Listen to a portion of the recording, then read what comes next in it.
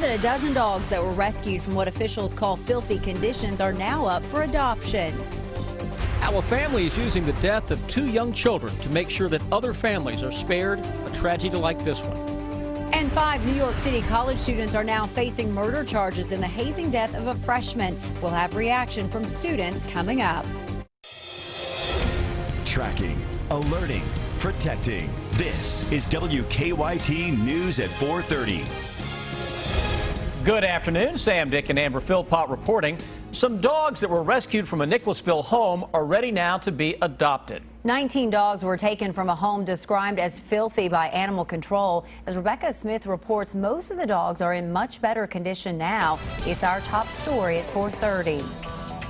This right here is Pepper. She's one of about a dozen dogs now available for adoption here in Jessamine County. When 19 dogs were found in a Nicholasville home over the weekend, many were flea and worm infested. Mike Cassidy is the director of Jessamine County Public Services. He expects charges to be filed against the owner of the dogs soon. He says they could spend a year in jail. Well, an animal is something that's helpless. It depends on a person to take care of them. And if they're not getting that care, they have no way to defend themselves. So that's where we step in and we enforce what cruelty statutes the state of Kentucky has. On Monday, volunteers came to the shelter to help care for the animals. It costs $6 a day per dog to keep them healthy. All these animals had to receive vaccines upon intake, flea treatments, wormer, and then the cost of having to take care of them while they're here. So it's a big expense for the county to take on. In Jessamine County, Rebecca Smith, WKYT. McCall Veterinary Clinic in Nicholasville is donating 100% of the proceeds from nail trimming this week to Jessamine Animal Care and Control.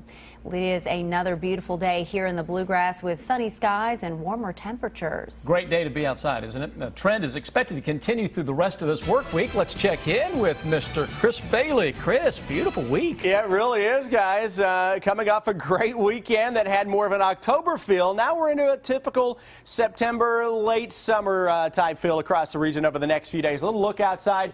We're starting to see just a hint of some colors showing up in some of the trees out there. We're still weeks away from that, though.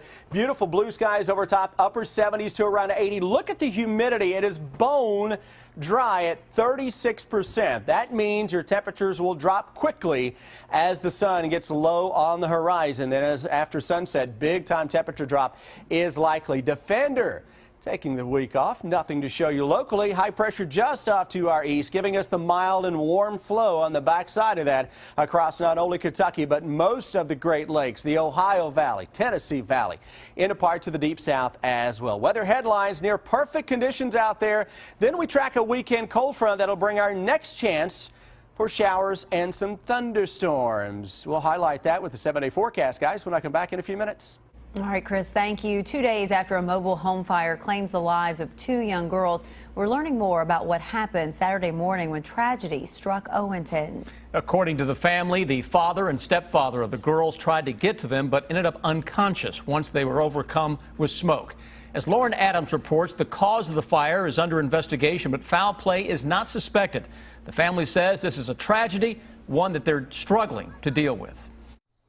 A home once filled with the giggles of 2 young sisters, boarded up, now a quiet memorial to the little girls. The shoes Jacqueline Watkins had given to one of her cousin's daughters not too long ago now sit empty. To see those shoes sitting on that porch, it just hits me hard. Then there's stuffed animals, flowers, and balloons with movie characters both girls loved. They love Frozen.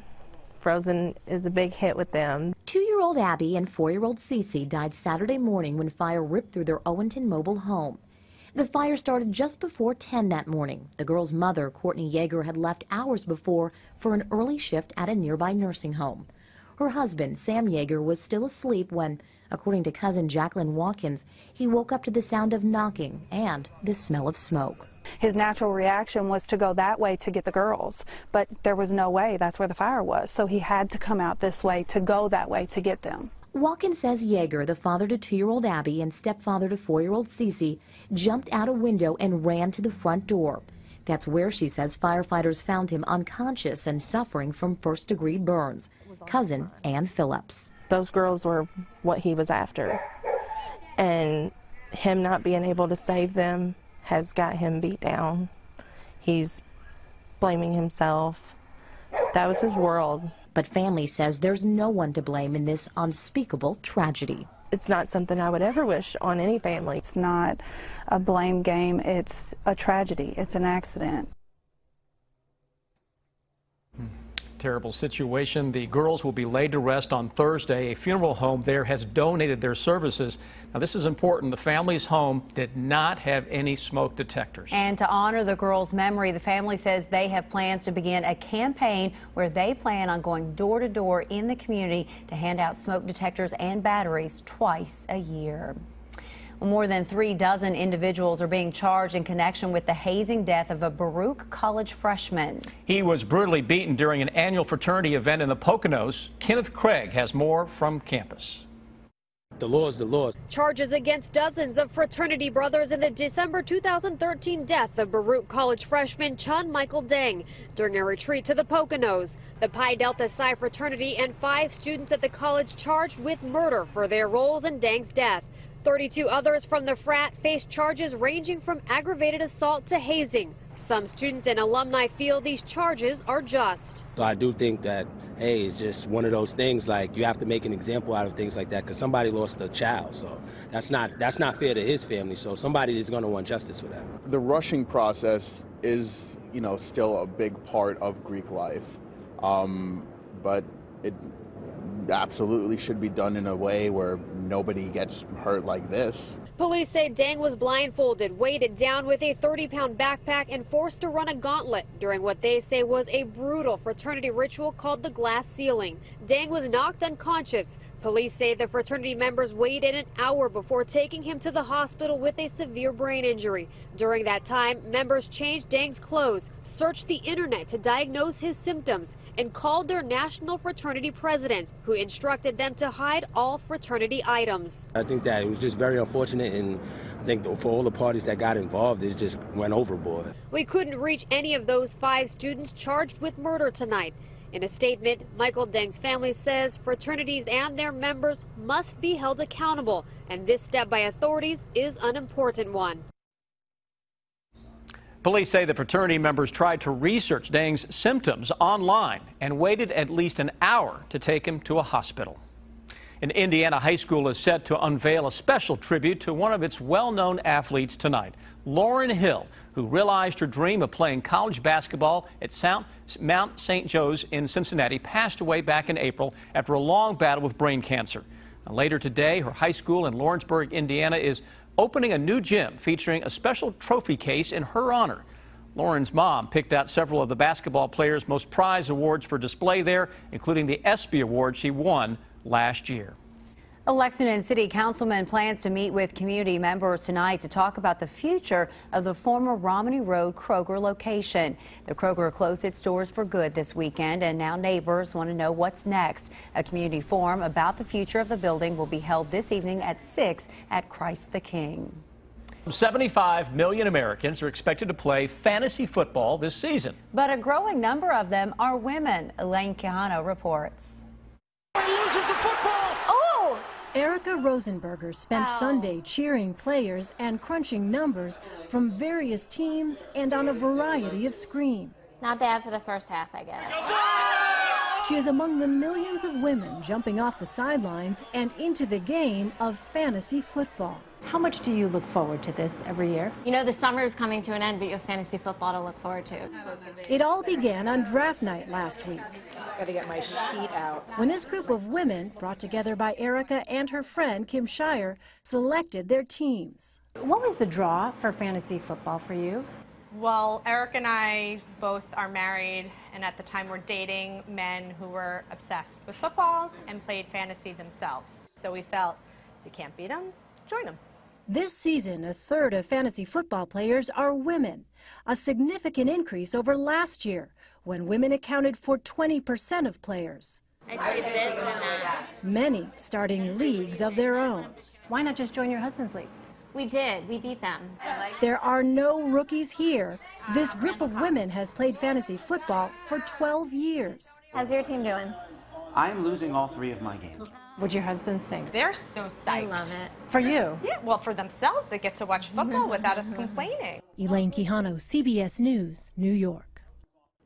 1 in 3 Americans ages 65 and older falls every year. Falls are the leading cause of fatal and non-fatal injuries for older Americans. And that's why UK Healthcare is hosting a fall prevention fair. Deanne Stevens is out and about today with more on that. Hey, Deanne. Hey, good afternoon, guys. We are here at UK Healthcare. They're preparing for a farewell to falls prevention that includes this vision simulation test. It's going to be happening here on Thursday. Amanda Rist is with us. And Amanda, you guys are doing this mainly for 65 and older folks. Yes. 65-year-old and older adults do suffer from many low vision problems. Most likely cataracts, glaucoma, macular degeneration. And this booth is going to be for those who may have a loved one that suffers from one of these diseases so that they can get more insight as to how they live their day-to-day life and how simple modifications can improve their quality of life. Well, a lot of people just keep their mouths shut. They don't want to, I mean, even at 40, we don't want to accept the fact that we're getting older and your body changes and your vision changes. This is something that is an easy test for them to come in and do. Tell us about the vision simulation test. Yes, so the vision simulation is simply you put on some goggles that our guest here, Phil, has some macular degeneration goggles on. So he is getting a nice look into the eyes of what somebody with this disease would look like. How is this helping you read? Are you able to read? I can't read anything. Correct. Yeah. So Phil, you can see what it's like then. I can see the color. I know there's print there, and I know that's a picture, and there's a border at the top and bottom. But other than that, I'm kind of lost on it. It doesn't give you a whole lot to look forward to, does it, in getting not at older? all. But the good news is, with the fair that they're putting together, you can recognize maybe what's down the road and get help for folks now? Correct. Get help, ask for help. There's always people that are willing to help. I know a lot of seniors are scared because they're afraid that this is part of losing their independence. We're here to help you gain independence. This is a free fair. Folks can show up. What time on Thursday? Yes. 10 to 3 p.m. on Thursday here at UK Healthcare Pavilion A. It is a free event. We are giving away free raffle prizes, and there will be many community resources there. More information online? More information online. You can visit us at UK Trauma Program Office, and then you can call me through the directory. The main thing with vision simulation is make things bigger, brighter, and contrast colors. All right. Well, we appreciate Phil doing this. You can take those off now so you can Thank really you. see. All right. I'm Deanne Stevens, out and about UK Healthcare. The fair is happening this Thursday. Back to you guys. All right, check it out. The Material Girl is coming to Kentucky for the first time ever. Madonna announcing 5 new cities for her Rebel Heart Tour for 2016, including a stop in Louisville. She'll perform January 16th at the KFC Yum Center. Tickets go on sale next Monday at 11 a.m. Madonna also has a stop in Nashville planned for January 18th. Longtime rocker Kenny Loggins brought his band to perform for a few dozen people in a living room. A Virginia man's Kickstarter campaign raised more than $30,000 for the show. Eric Sanchez started the online campaign to raise money to have Loggins and the Blue Sky Riders perform at his parents' home in Oakton.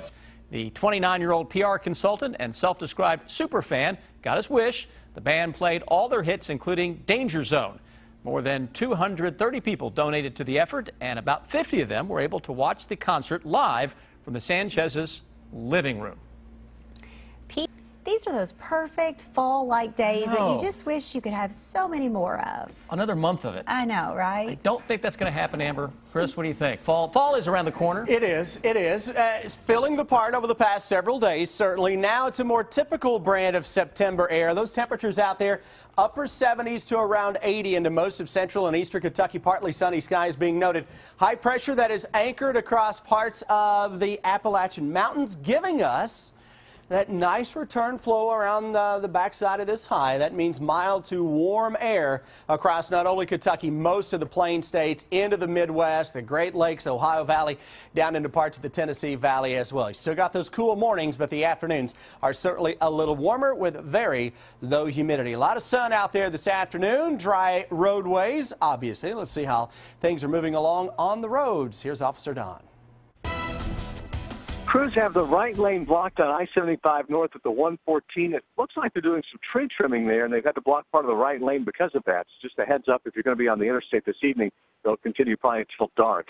The collision on the inner loop of Man-O-War at Helmsdale has been cleared. Still backups on Man-O-War from Hamburg over to Helmsdale. Clears up around Palumbo. Now back to you in the studio.